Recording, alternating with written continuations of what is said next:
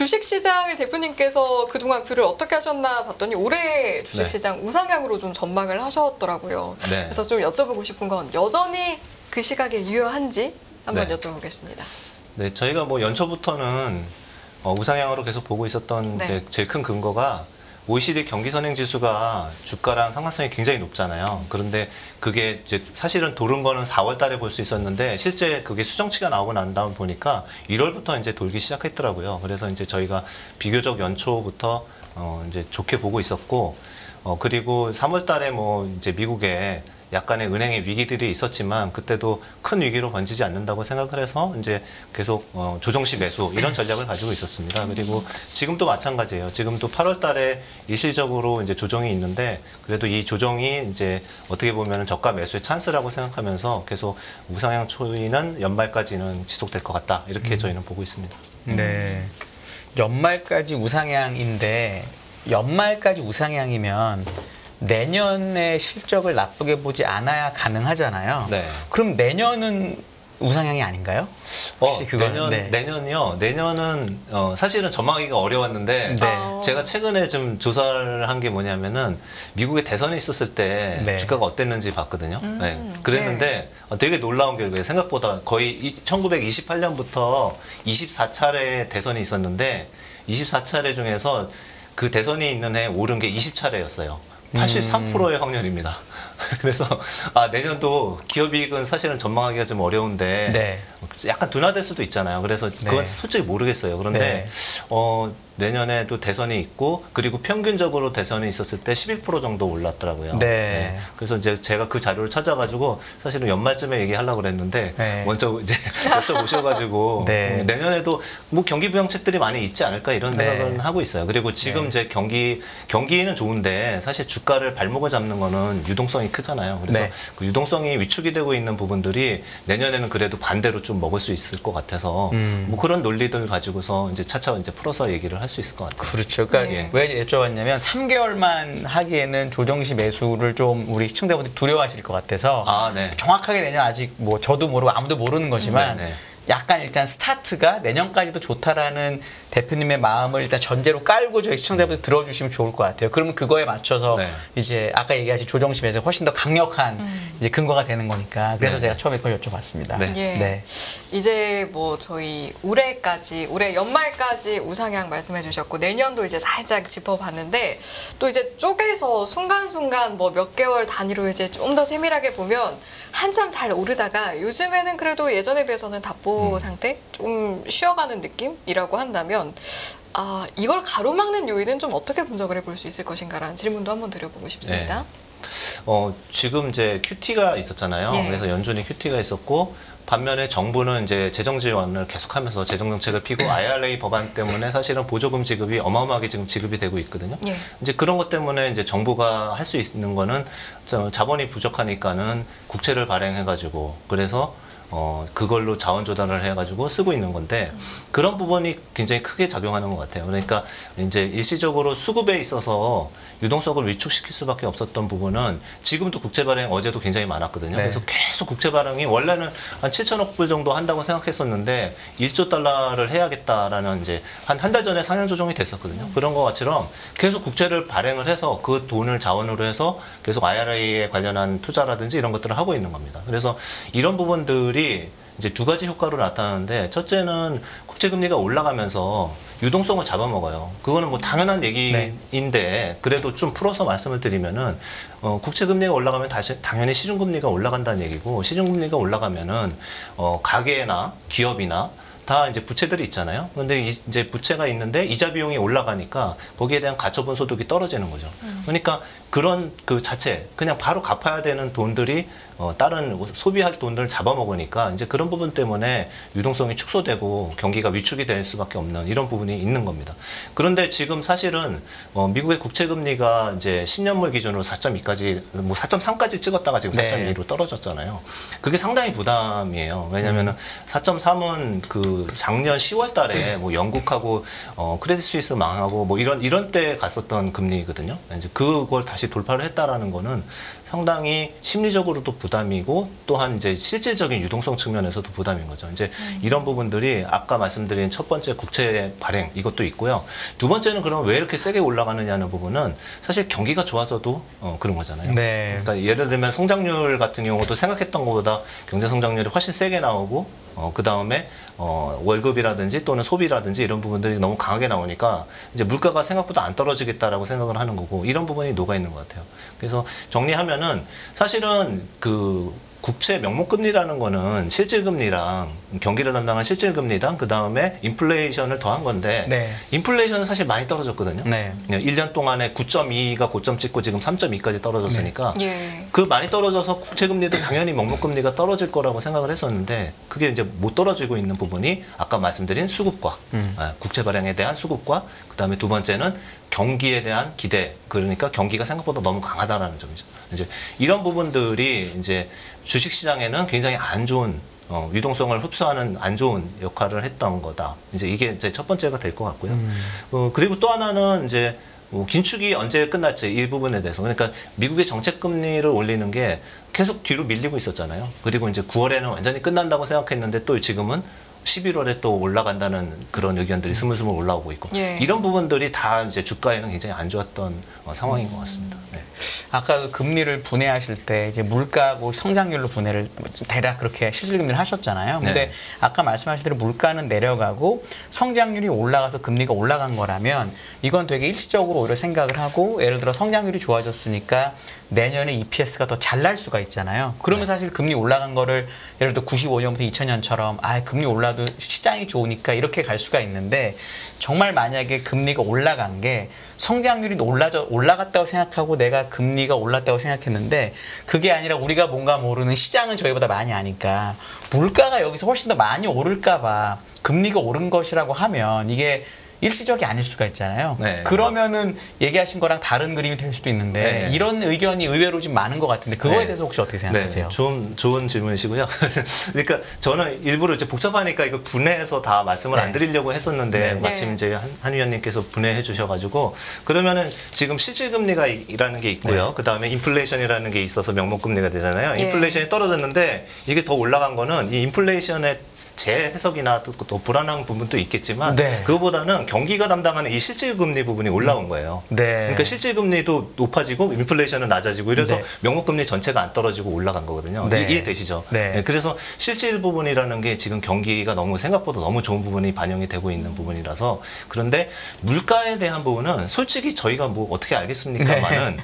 그래도 분석 자료들을 열심히 봐서 이제 그거를 얘기를 한다 그러면은 결국은 이제 연준이 보는 거는 이제 PC를 기준으로 특히 네. 이제 코어 PC를 기준으로 해서 이제 정책을 필 텐데 PC 같은 경우나 또는 코어 CPI 같은 근원 물가 지수 같은 경우는 주택 가격이 차지하는 부분들이 굉장히 제일 크잖아요. 네. 네, 그 부분에 대한 그 하락에 대한 그러니까 렌트라든지 뭐 이런 부분이 떨어지는 거에 대한 연구가 되게 잘 돼 있어요. 미국 연준 사이트에서. 그래서 그 부분만 고려하더라도 하향 안정은 된다라고 생각하고 있습니다. 네. 지난주에 잭슨홀 미팅에서 파월 의장 연설을 좀 어떻게 들으셨는지도 궁금한데요. 네. 그 결과적으로는 저는 그냥 이렇게 밤에 안 봤어요. 그냥 다음날 이렇게 뉴스 열심히 잘 모아주시는 것만 잘 들어도 네. 충분하거든요. 근데 그냥 그대로 잘 해석이 됐던 것 같아요. 뭐 매파적인 부분도 있었지만 되게 신중하게 올리겠다라고 이제 얘기를 한 건데, 그 부분은 시장에서 이제 시장의 반응이 더 중요하잖아요. 네, 그 부분이 어떻게 해석은 시장의 반응을 보고 해석하는 게 더 맞는 것 같아요. 네. 그런데 되게 안정적이었고 금리도 오히려 튀지도 않았어요. 그 얘기는 연준은 연준의 일을 다 하고 있다라는 생각을 들어요. 그러니까 예를 들어서 뭐 11월에 안 올릴 거라고 생각을 하고 있어도 그런 기대가 너무 크면은 사실은 주가도 올라가고 또 소비 심리도 좋아질 수가 있기 때문에 오히려 겁을 줘놓고서 그때 가서 결정하는 게 훨씬 낫거든요. 네. 네. 그래서 말로 누를 수 있는 거를 지금부터 그냥 너무 풀어줘가지고 그런 주가 상승이라든지 이런 것들을 견인할 필요는 없을 것 같아요. 그래서 연준은 연준의 역할, 책무를 다하고 있는 것 같고 그리고 이제 살짝 비껴나간 부분들도 결국은 데이터 디펜던트하게 보겠다. 그래서 PC도 보고 그다음에 고용 상황도 보면서 그때 결정하겠다. 근데 9월은 안 올리는 건 거의 확실하고 이제 네. 그거는 이제 그쪽에 뭐 월스트리트저널의 그 기자들도 네. 닉트라미우스도 내부자 수준의 기자님 미리 네. 맞추고 와서 네. 다 얘기를 했지 않습니까? 네. 그러니까 그런 부분을 봤을 때는 11월이 관건인데 11월은 조금 더 봐야 될 것 같아요. 네. 왜냐하면 지금 물가를 원래는 그래서 처음에는 헤드라인을 보다가 네. 그다음에 핵심을 보다가 아까 얘기하신 또 주택을 보다 이제 얘기 나오는 게 또 주거용을 뺀 나머지 뭐 슈퍼 뭐 어쩌고를 그렇죠. 또 보겠다고 하면서 사람들이 그러니까 계속 안 좋아지는 얘기를 많이 하고 특히나 올해 GDP 성장률이 원래 연초에 0.3에서 미국이 지금 1.4까지 올라왔는데 그 같은 기간 동안 내년 GDP 성장률은 또 1.5에서 0.5로 떨어뜨려 놨더라고요. 지금 이코노미스트들이 작년, 올해, 내년까지 계속 경기도를 둔화를 주장하는데 안 왔잖아요. 이거를 약간 만족시키기 위해서 연준이 좀 더 세게 나가야 된다라는 당위적인 주장에 대해서는 혹시 어떻게 생각하세요? 연준이 세게 나가야 된다라는 부분은 물가가 안 잡히면은 이제 그럴 텐데 여기서 이제 되게 헷갈리는 포인트가 아마 다음 달부터 나타나기 시작할 거예요. 그러니까 뭐 예를 들면은 그 저희가 볼 때는 그 헤드라인 물가 그러니까 그냥 물가를 보잖아요. 그리고 연준은 근원 물가를 보는 거고 네. 그런데 그냥 보는 물가는 사실은 바닥을 찍고 다시 올라가기 시작을 네. 할 수밖에 없습니다. 예. 네, 너무 이제 3%까지 떨어졌던 거는 베이스 효과, 작년에 베이스 효과 때문에 나타난 현상도 크기 때문에 그냥 물가는 3.8 뭐 이 정도 예상이 되고 이제 이렇게 올라갈 거예요. 그러나 근원 물가들은 좀 떨어질 가능성이 더 큰 게 작년에 보면은 코어 CPI가 작년 10월이 고점이었고요. 네. 그다음에 코어 PCE 같은 경우는 작년 9월이 고점이었습니다. 네. 그래서 그 고점의 그 베이스 효과들은 아직도 살아 있어요. 그래서 지금 이제 저희가 정책 결정할 때는 어차피 10월 달, 11월 달인데 11월 달에 정책 결정할 거면 10월 달 거 보고서 하는 거잖아요. 네. 네. 그래서 그 구간들은 사실은 다 하향 안정이 되는 구간일 거예요. 같은 경우가. 네, 핵심 기준으로. 네. 네. 그런 부분이 하나 있고요. 그리고 그걸 베이스 효과로만 보고서는 당연히 안 되죠. 실질적으로 정말 소비가 강한지를 봐야 되는데 요새 다행인 거는 뭐냐면은 제조업은 되게 안 좋았잖아요. 제조업의 네. 예를 들면은 PMI 제조업 지수라든지 이런 걸로 보면은 47 정도 수준이니까 상당히 안 좋거든요. 네. 그런데 여태까지 괜찮은 좋은 거에 서비스 물가나 서비스 지수는 되게 좋았어요. 네. PMI. 그런데 그게 지금 둔화되기 시작을 한 게 보여요. 네. 네, 그래서 저번 달에서 발표한 것들 보면은 예상치보다는 안 좋았거든요.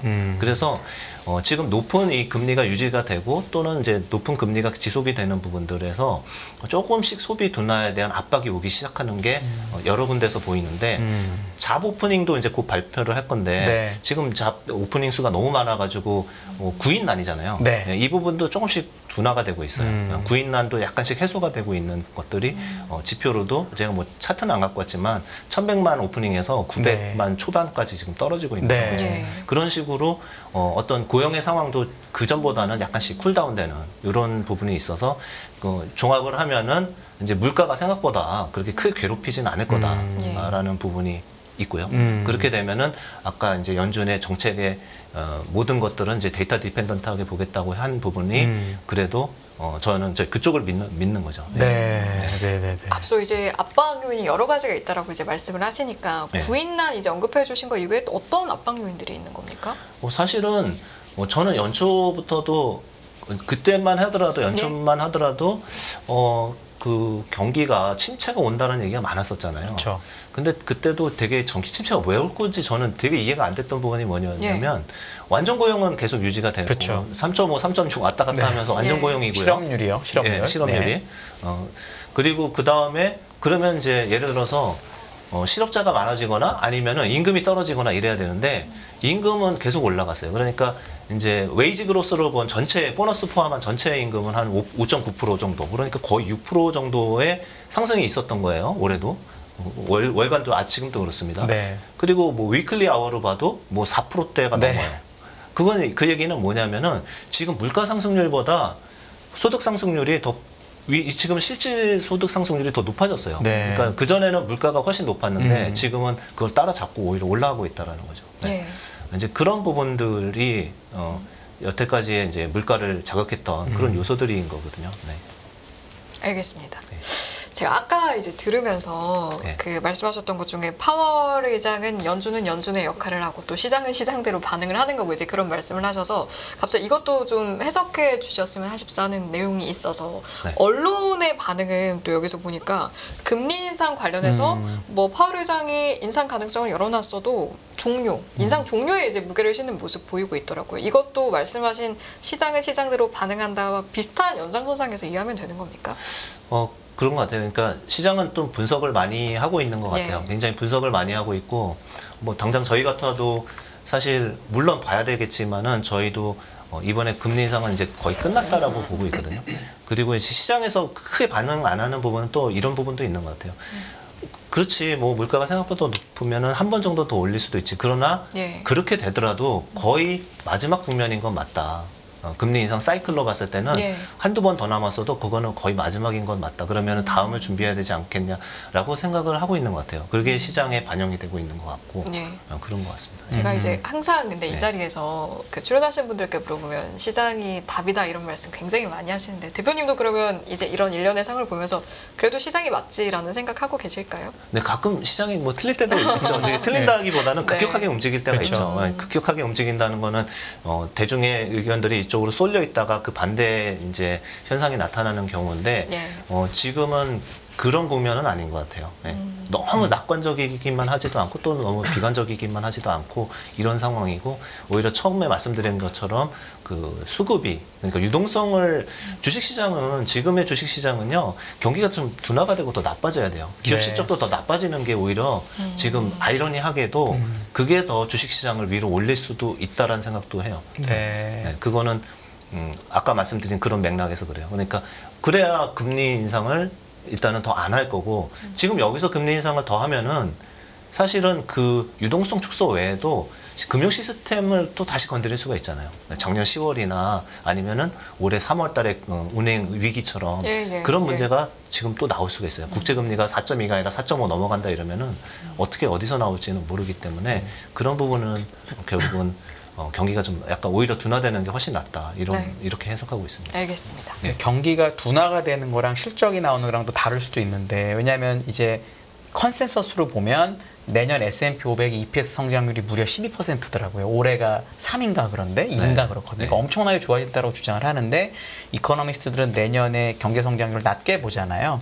그럼 이게 그래서 이제 시장을 나쁘게 보는 분들이 내년에 지금 애널리스트들의 컨센서스가 너무 높다. 그러니까 이게 떨어져야 되기 때문에 주식이 빠진다라고 주장하는 사람들이 되게 아이비들에 많은데 그럼 이건 이제 경제가 나빠지는 거하고 실적을 동일시해서 주식을 플레이를 하는 거잖아요. 근데 이제 대표님은 오히려 이런 그림이 나오는 게 낫다라고 보는데 혹시 그래 경제가 나빠지는 건 괜찮은데 경제가 나빠지는 와중에 우리가 알고 있는 대형 이 S&P나 이 다우 기업들의 실적은 견조한 게 가장 좋은 건지 아니면 얘네들까지 깨져야 주식이 한번 되는 건지 이거는 어떻게 저희 시청자분들이 보는 게 제일 좋을까요?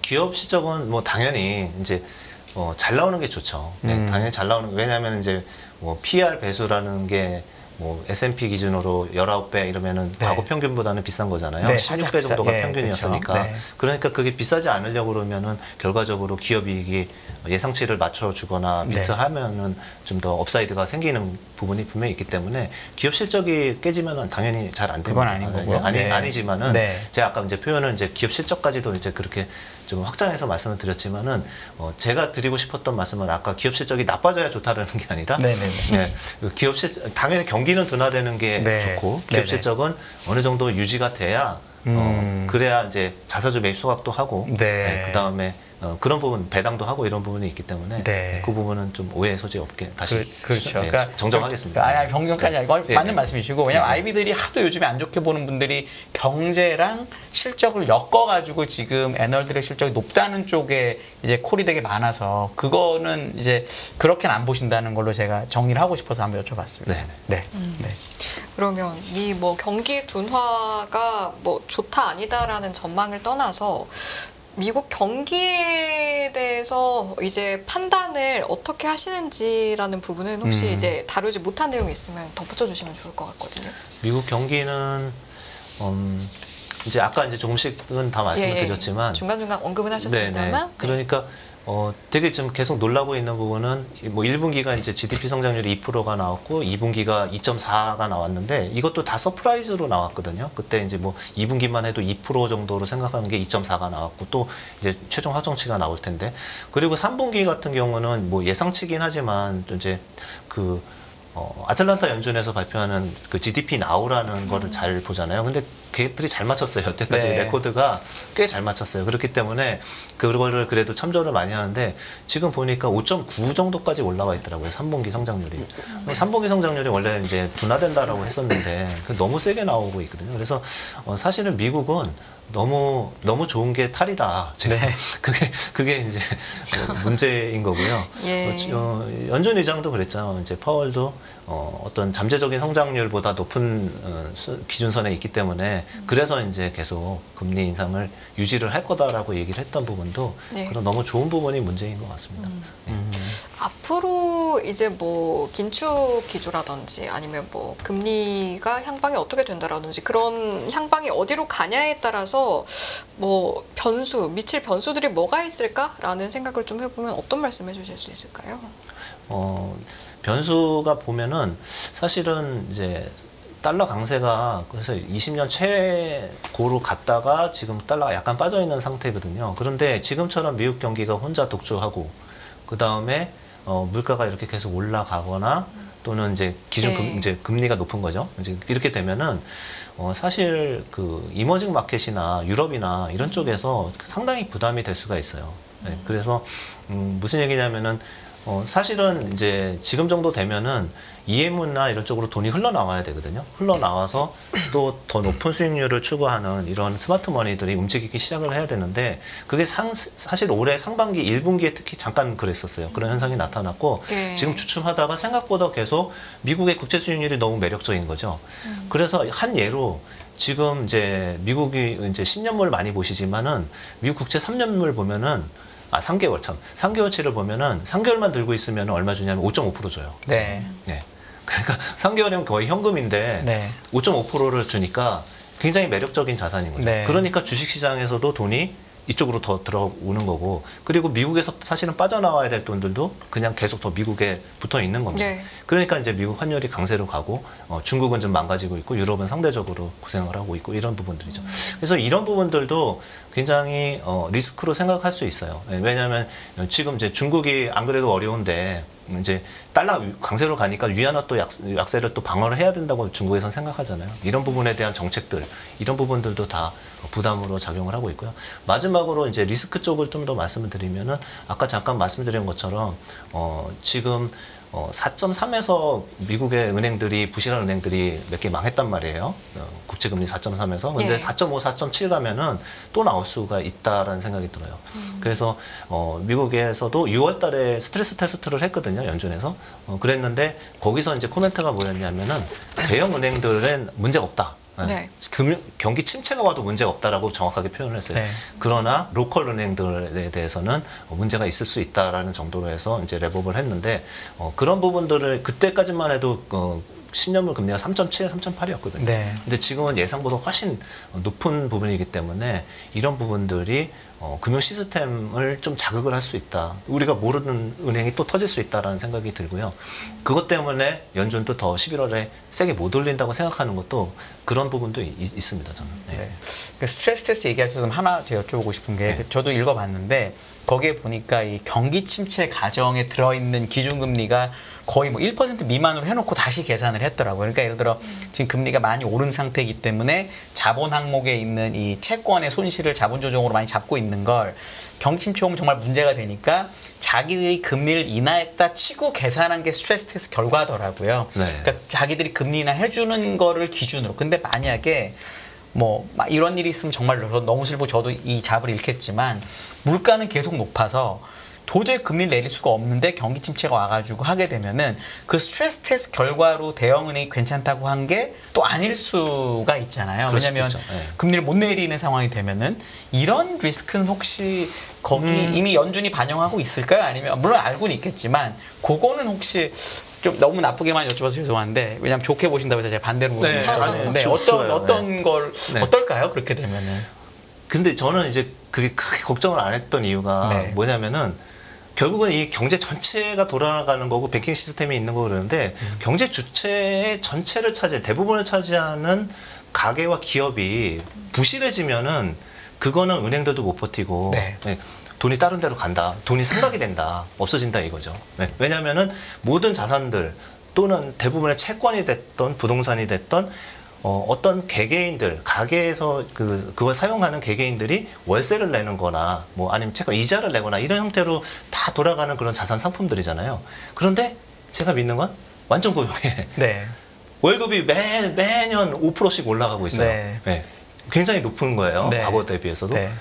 그런 경제의 주체인데, 그리고 제일 중요한 거는 가계 자산이 전체 165조 달러나 돼요. 네. 그러니까 우리가 알고 있는 연준이 9조 달러 풀었다가 1조 달러 줄이는 걸로 이 난리를 치고 있는데 지금 8조 달러 네. 근처까지 왔잖아요. 그런데 가계 자산은요 8조 달러씩 늘어나고 있었어요. 네. 10년 동안 매년. 네. 그리고 그게 165조 달러 정도의 굉장히 큰 자산을 갖고 있는 가계들이 캐시플로가 튼튼하다. 네. 두 번째, 기업이 한 55조 달러 정도 돼요. 네. 기업이 자사주 매입 소각하고 매일 이럴 정도로 어닝 서프라이즈도 이번에도 80% 이상 냈었죠. 네. 이런 정도로 기업들은 크게 망가지는 기업은 없어요. 은행이 일부 망가졌을 뿐이죠.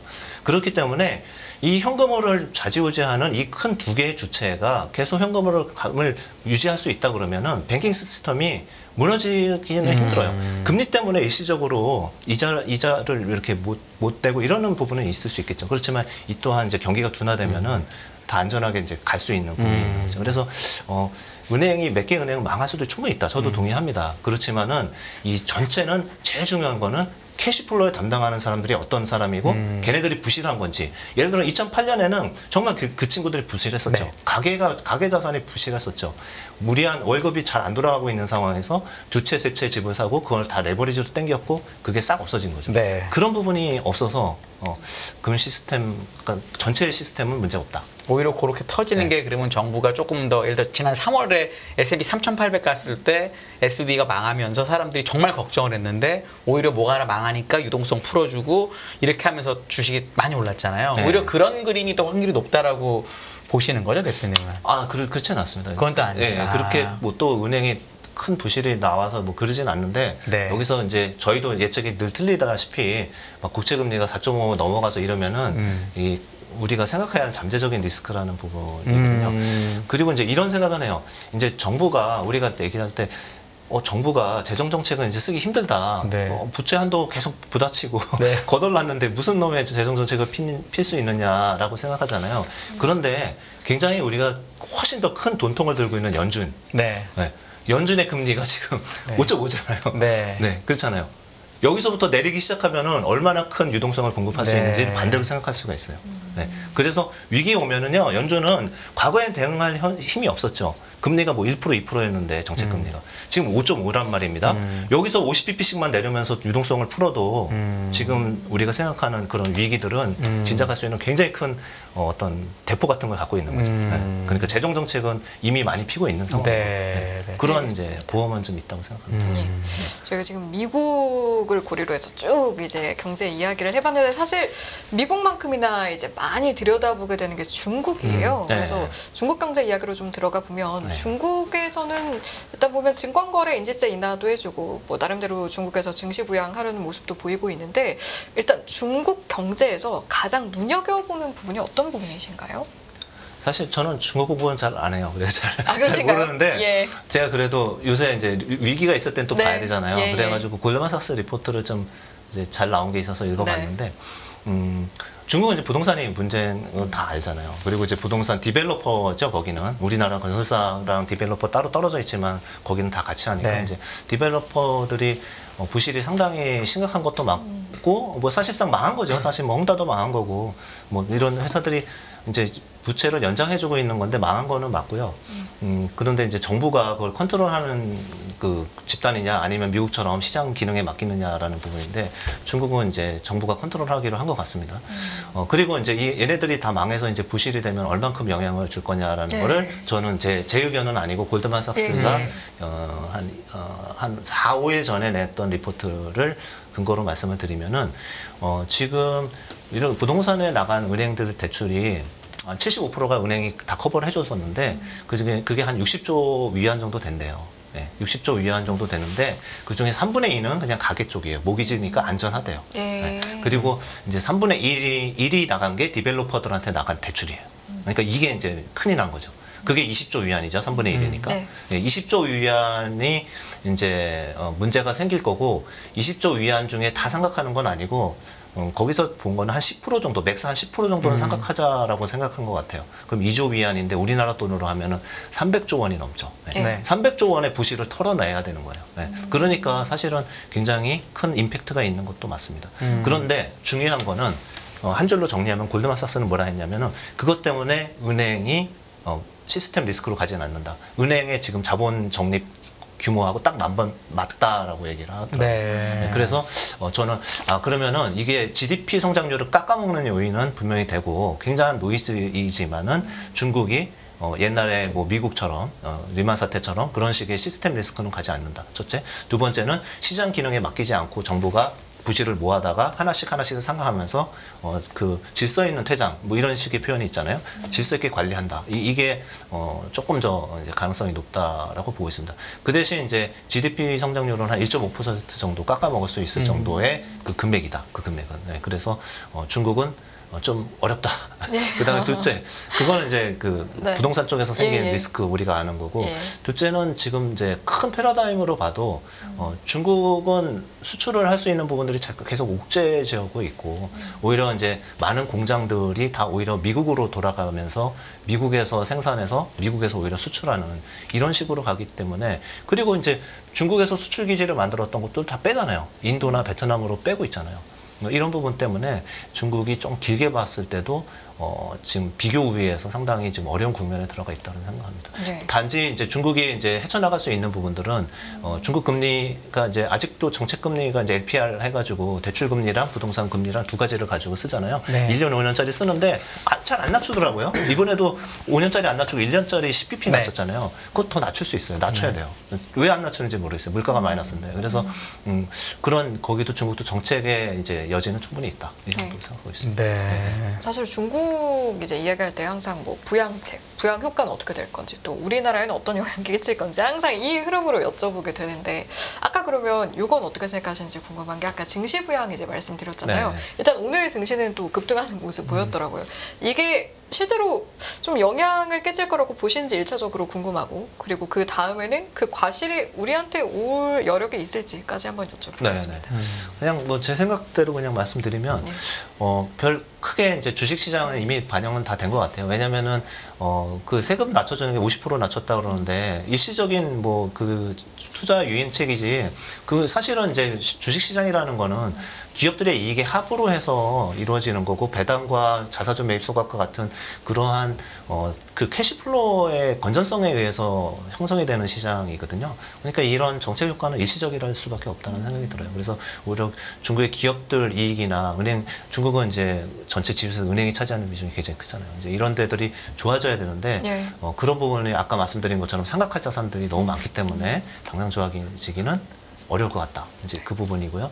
두 번째 한국에 미치는 영향은 별로 없을 것 같습니다.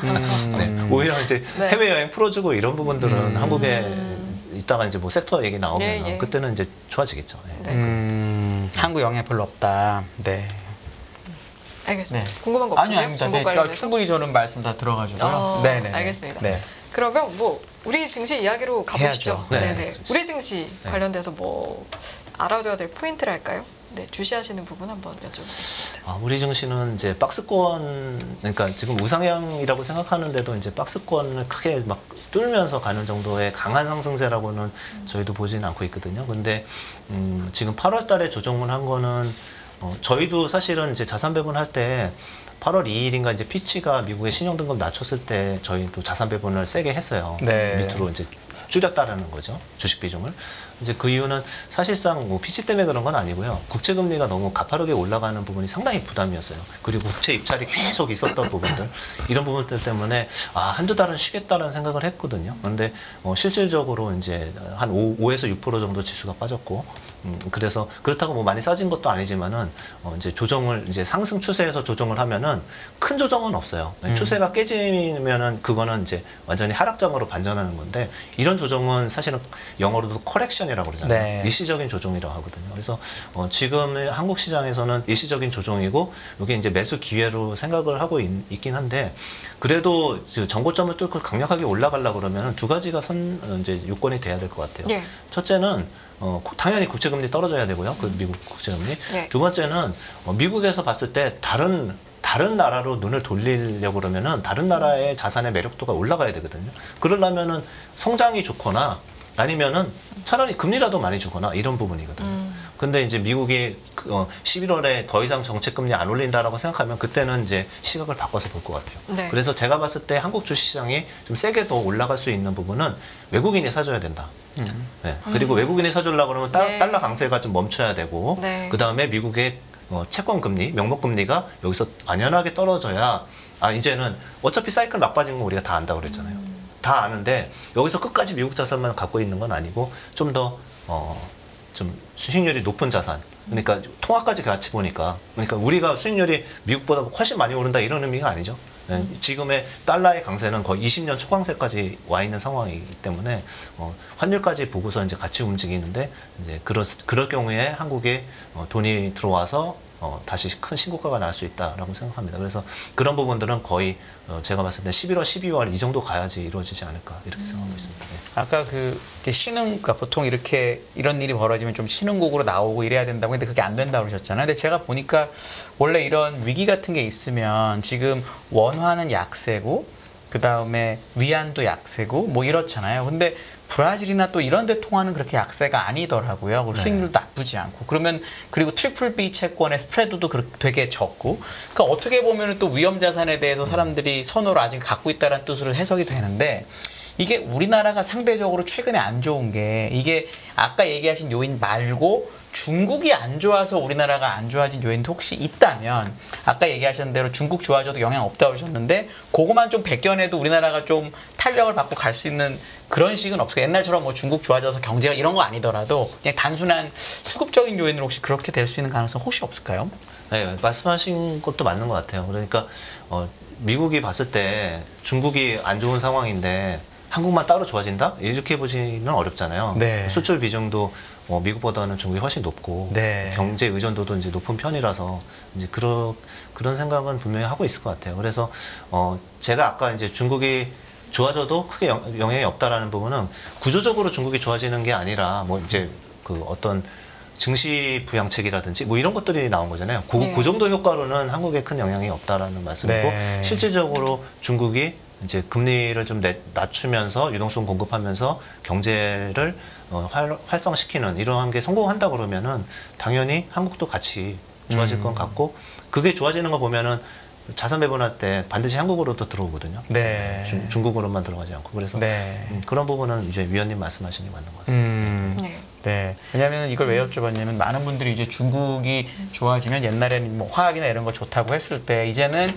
사업 구조가 바뀌어가지고 그래도 우리나라가 옛날만큼 수혜를 못 본다 이런 얘기 많이 하잖아요. 근데 꼭 그런 관점 아니더라도 이렇게도 볼 수 있다고 얘기를 좀 하시는 거잖아요. 대표님. 네. 네. 알겠습니다. 우리 증시 이제 이야기로 넘어왔으니까 아까 뭐 섹터 이야기 차후 하겠다라고 네. 말씀을 해주셨는데 사실은 최근 들어서 이제 시장의 어떤 키워드를 꼽으라고 하면 쏠림 현상에 대한 언급이 참 많았던 것 같습니다. 그래서 이젠 좀 이 쏠림 현상이 해소되길 바라는 시각도 여전히 계속해서 느껴지고 있는데 그러면 섹터 부분에 있어서 보셨을 때 앞으로는 좀 이런 섹터에 주목해 보면 좋을 것 같다라고 하는 부분이 있을까요? 네, 그러면은 이제 섹터를 이렇게 예. 두 가지로 말씀을 한번 드려볼게요. 예. 지금 이제 주도하는 주도 섹터와 예. 그 다음에 소외됐는데 이제 언젠가 다시 소외된 거를 벗어나서 이제 다시 올라갈 소외된 섹터 이렇게 보면은 그러니까 현재와 미래에 대한 부분인가요? 네, 뭐 그렇게도 네네. 시차도 좀 좋은 있고. 부분이십니다. 예. 근데 이제 과거에도 뭐 격언이 맞는 것 같아요. 주도주가 네. 꺾이면 네. 시장이 꺾인 거나 마찬가지다라는 얘기가 있는데 네. 저는 이제 주도주가 크게 변할 것 같진 않아요. 지금 현재 주도주는 그 역할을 계속 할 거다. 주도주가 그러면 끝나지 현재와 않았다. 미래라기에는 네. 뭐 미래도 있습니다.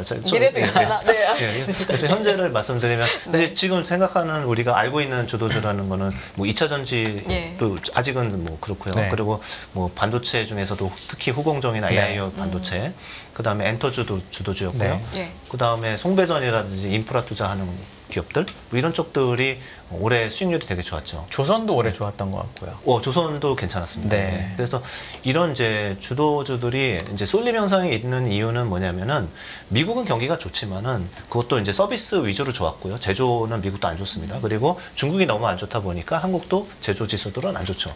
그렇기 때문에 경기가 좋다고 한국은 말하기는 좀 어려운데 이럴 때 나타나는 현상이 돈이 쏠려요. 그러니까 사실은 뭐 또 철강도 다 어닝 서프라이즈를 내주면 돈이 그걸로 다 흘러가겠죠. 같이 공평하게. 삼성전자도 올라오고. 그런데 그런 회사들이 크게 이익을 못 내고 어닝 미스를 내니까 그냥 어닝 좋은 데만 붙어 있으려고 그러는데 그게 많지 않은 거예요. 그 섹터가. 그러니까 2차 전지하고 이거 장기 성장이고 반도체 공정 오른 지 얼마 안 됐고 이런 식으로 돈이 쏠리다 보니까 그런 것들이 약간 과열 현상이 나타나는 거거든요. 그래서 이제 그 돈이 쏠리는 현상이 그러면은 반대로 소외주로 풀리려고 그러면은 그쪽 섹터가 좋아져야지 풀리지 그냥 가진 않거든요. 그렇죠. 그러면 그냥 잠깐 순환매일 뿐입니다. 네.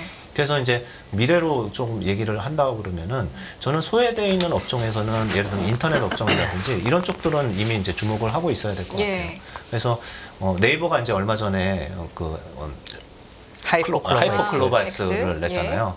근데 이제 직접 이렇게 해보신 분들은 이거 별로다라고 하실 텐데 이게 다 오픈된 게 아니에요. 그렇죠. 네, 아직. 그리고 이제 걔네는 되게 영리하게 이제 소비자용과 기업용과 이렇게 용도별로 10월, 11월 이렇게 런칭을 다 다르게 하고 있습니다. 그래서 그런 부분들은 분명히 이제 좋은 쪽으로 역할을 할 거예요. 왜냐하면 이제 네이버가 네이버 쇼핑하고 광고 모델이 제일 주 모델인데 걔네가 담당하는 AI는 이런 쪽에 특화돼 있어요. 네. 그래서 이제 한국어로도 제일 많은 데이터를 갖고 있는 거 외에도 이런 쪽으로 해서 예를 들면 쇼핑이 노출도가 훨씬 더 좋게 효율적으로 만들어서 소비를 더하게 만든다든지 이런 쪽으로 얘네는 AI를 갖고 가고 있는 거예요. 챗GPT랑 싸우는 건 아니거든요. 그래서 이제 이런 쪽으로 인해 가지고 기업 실적이나 뭐 광고 모델 최적화라든지 이런 부분에서 실적들이 올라올 것 같아요. 그래서 이런 이제 인터넷은 그다음 고점 대비 그래도 50%씩 빠져 있는데 이런 부분들은 이제 어느 정도는 해소될 거고 두 번째로는 이제 시차에 대한 말씀은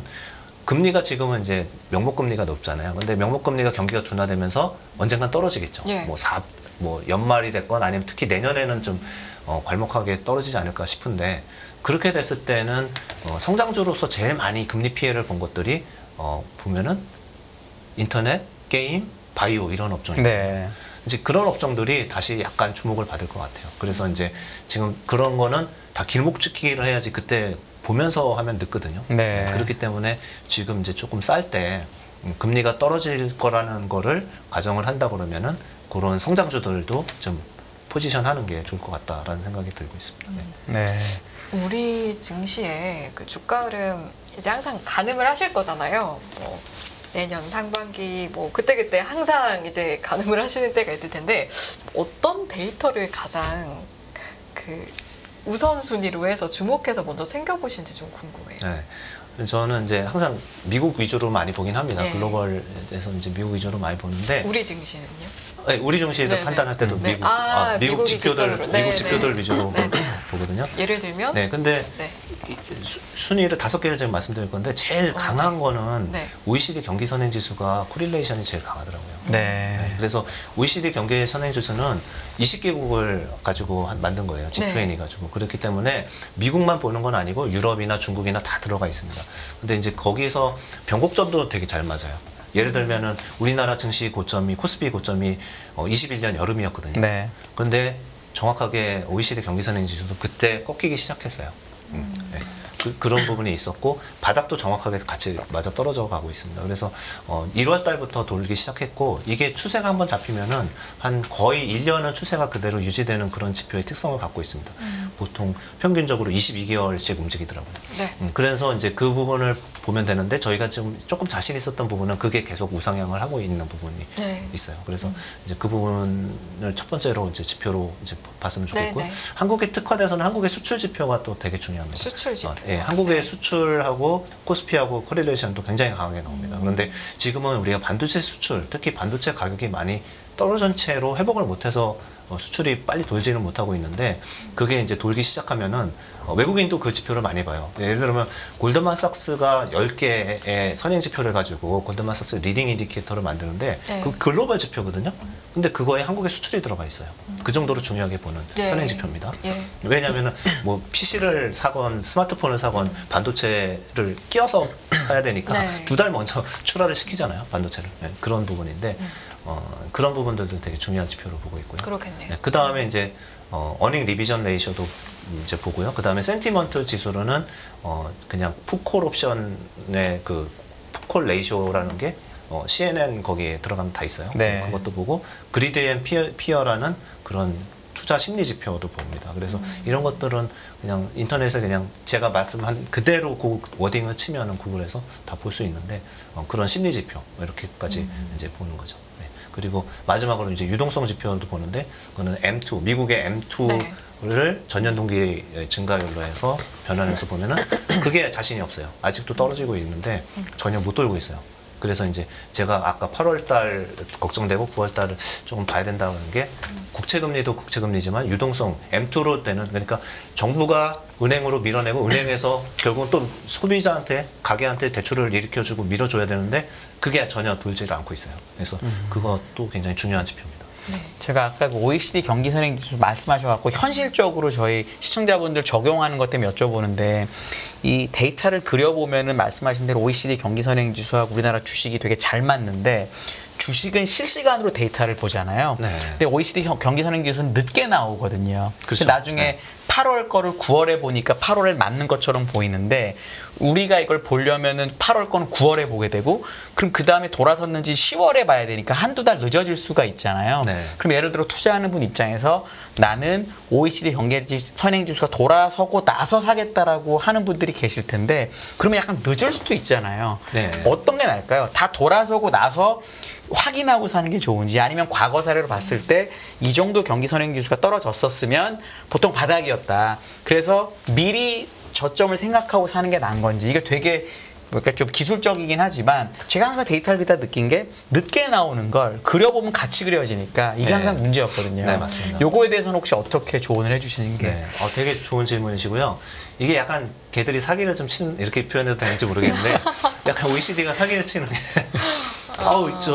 제가 도른 거를 4월 달에 봤어요. 왜냐면은 걔네들이 이 숫자를 다 다시 보정을 해요. 다시 계산해서 잠정치 주고 막 이렇게 하죠. 그 계산이 한 달 늦게 나오는 것도 맞고 거기서 20개국을 하다 보니까 그게 틀려서 보정을 해서 지금 보면은 5월 달에 가서 1월 달이 바닥이었네 이렇게 나온 거예요. 4월 달에 봤을 때는 지금이 그냥 바닥 어딘지 잘 모르겠다고 하는데 그만큼 여기도 이제 그 통계에 조금 어려움이 있습니다. 그런데 그래도 이거를 저는 중요하게 보면서 써야 되는 이유는 뭐냐면은 다른 지표들은 ISM 제조지수 이런 거는 잘 쓰면 안 돼요. 왜냐면 그냥 레벨만 쓰면 되지 그걸로 변곡점 잡는 건 좀 힘들어요. 왜냐면 막 이렇게 좀 날뛰거든요. 근데 G20 국가의 그 각국마다 선행하는 그런 지표들도 다 다르게 계산이 돼요. 항목이 다 달라요, 국가마다. 근데 걔네들은 한번 추세를 잡으면 아까 말씀드린 것처럼 되게 큰 사이클로 움직여요. 그러니까 이제 적어도 경기가 선행 지표잖아요. 6개월 뒤에는 그 선행 지표가 아닌 후행 지표, 그러니까 동행 지표죠. 동행 지표인 경기는 돌겠구나라는 부분들을 좀 듬직하게 이제 천천히 이렇게 큰 사이클로 볼 수 있다라는 부분이 저희가 활용하는 포인트. 시의성에 대해서는 말씀하신 것처럼 그거 보고 뭐 자산 배분하면 늦죠. 그러니까 이거를 약간 전체적인 시장의 흐름 정도로 파악하기에는 좋으나 이걸로 막 뭐 내가 바닥을 잡고 고점을 잡고 이렇게 하는 거는 좀 문제가 있을 수도 있다 이렇게 한 3개월 느리다고 생각하시면 그렇게 되니까요. 알겠습니다. 이제 그 우선순위로 5가지 데이터 좀 주목해서 보면 된다라고 말씀하시면서 OECD 선행지수를 말씀을 해주셨고 그래서 이제 저희가 조금 전까지 이야기를 다룬 건데 그럼 이제 그런 데이터들을 가지고 뭐 가늠을 해보고 전망을 해보는데 그 와중에 하반기에 근데 이건 좀 변수가 될 수 있을 것 같다라고 생각하시는 부분들도 있을까요? 하반기 뭐 이제 좋은 변수나 나쁜 변수나 이런 거 다 포함해서 말씀하시는 네. 거죠? 네. 네. 결국은 제일 중요한 건 지금의 제일 중요한 거는 저는 미국의 국제 금리밖에 안 보여요. 네. 그렇습니까? 뭐 다양한 걸 봐야 네, 되겠죠. 네. 그런데 유동성이에요. 제가 쉽게 얘기하면 유동성밖에 안 보여요. 네. 돌아오면 네. 결국 미국 국제금리가 그만큼 중요한가 봐요. 이론을 여러 번 거듭해서 말씀을 해주셨거든요. 그게 왜냐면 이제 명목금리고 시중금리거든요. 네, 정책금리하고 다른 거잖아요. 네. 근데 지금 정책금리는 우리가 뭐 다 알려주니까 알고 있는데 시중금리는 정말 수급에도 움직이지만 짧게는 길게는 사실은 경기에 따라 움직이거든요. 네. 그게 아까도 실질금리와 네, 그 맞습니다. 경기를 담당하는 네. 인플레를 담당하는 물가. 물가 네. 이런 부분이 있는데 그게 교묘하게 교차하면서 이렇게 우리 괴롭히고 있는 건데 그게 떨어져야지 시장에 돈이 돈다. 이렇게 네. 저는 그냥 압축해서 하면은 그렇게 말씀드리고 싶어요. 그래서 지금 제일 중요한 거는 그거고요. 두 번째는 물가겠죠, 당연히. 이제 물가라서 이제 PC가 이제 안 잡히고 코 PC 이런 게 안 잡히면은 연준이 이제 11월 달에도 금리를 올릴 수도 있는 부분이고 이렇게 하면은 제가 지금 말한 것들이 많이 틀릴 네. 수 있잖아요. 네. 그래서 이제 그 두 가지를 좀 지금 봐야 된다 생각하고요. 알겠습니다. 결국에는 이제 투자자 입장에서는 저희 가끔 이제 진행할 때 그 출연자분들께 사요? 팔아요? 이런 제일 중요한 질문을 남이나 네. 꼭 해주셔야 돼요. 매수해요? 꼭 해주셔야 매도해요? 됩니다. 네. 이런 질문을 드릴 때가 어쩔 수 없이 네. 많은데 이제 우리 시청자분들의 궁금증을 대변하다 보니까 그러면 만약에 추가 조정이 온다라고 했을 때 매수 기회로 삼으시겠습니까? 제가 좀 성격이 급한 편인데 예. 말 빨리 하는 거 보시면 아시겠지만 근데 저는 이제 8월 초에 줄여놨던 그냥 제가 한 행동을 말씀드리는 게 네. 나을 것 같습니다. 사는 게 맞고요. 지금 저희가 이제 20%를 줄였다가 지금 10%는 다시 채웠어요. 네. 그것도 비교적 최근에. 네. 왜냐하면 이제 그 국채 입찰이 소화가 되게 잘 되더라고요. 네. 소화가 잘 되고 국채금리 이제 4.3이 약간 고점이 아니었나 이런 생각도 좀 든 면도 있습니다. 그래서 지금은 조금씩 국채금리 떨어지는 거 보면서 더 이제 매수를 할 생각이고요.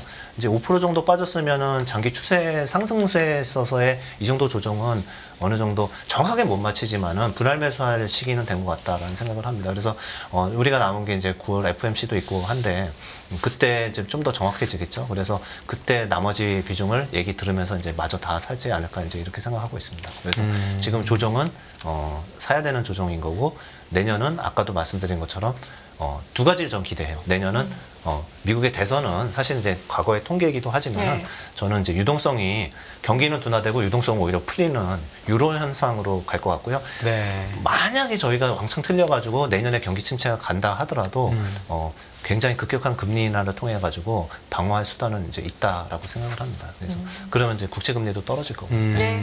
네. 알겠습니다. 저희 또 이제 이야기하는 사이에 일부가 벌써 시간이 훌쩍 흘러가지고 이제 네, 마무리를 또 해야 되는데 마지막으로 오늘 혹시 못다한 말씀이 있거나 아니면 뭐 큰 차원에서 시청자분들께 뭐 이 정도는 꼭 기억을 하셨으면 좋겠다. 오늘 워낙 여러 가지 이야기를 나눴으니까요. 당부의 말씀 하실 말씀 있으면 듣고 마무리하겠습니다. 사실 이제 뭐 업종이나 종목 얘기를 하시는 걸 더 좋아하셨을 텐데 매크로 얘기만 너무 해서 죄송합니다. 근데 어쨌든 뭐 질문 너무 날카롭고 좋으셔가지고 이제 저도 빠져서 이제 얘기했었는데 중요한 건 그건 같아요. 지금은 경기가 좀 둔화되는 것도 맞고 좀 어려운 국면은 맞는데 그래도 사이클이 들어오는 산업들이 있어요. 늘 뭐 지수는 왔다 갔다 하고 박스권이고 이러더라도 매년 5배씩 올라가는 이러한 업종들이 있었거든요. 뭐 화장품도 그랬고 바이오도 셀트리온 같은 기업들도 그랬고 늘 나타나거든요. 근데 지금도 그런 2차 전지를 떠나서 그런 섹터들이 있습니다. 그래서 반도체 AI용 반도체 사이클 시작한 거는 지금 뭐 6개월도 안 됐습니다. 그래서 이런 그 이익이 성장하고 또는 뭐 수주가 계속 나올 수 있는 이런 근거가 확실한 업종에 대해서 투자는 지수나 금리나 이런 거 보지 말고 그냥 차곡차곡 해 나가시면은 그런 섹터들은 코스피 수익률보다 훨씬 좋은 수익을 낼 수 있으니까 저는 이제 그런 식으로 추천을 드리고 있습니다. 끝없는 위기 속 기회는 언제나 숨어 있습니다. 성공한 투자 고수들과 나눈 투자의 철학. 다가올 기회를 잡아내는 부의 만찬으로 여러분을 초대합니다. 푸짐하게 한 상 차려놓았습니다. 안녕하세요, 이승입니다. 더 많은 영상을 보고 싶으신 분들은 화면 오른쪽에 있는 구독 버튼을 눌러주시기 바랍니다. 그리고 영상을 보시면서 좋아요는 필수인 거 아시죠? 항상 인포맥스 라이브를 사랑해주셔서 감사합니다.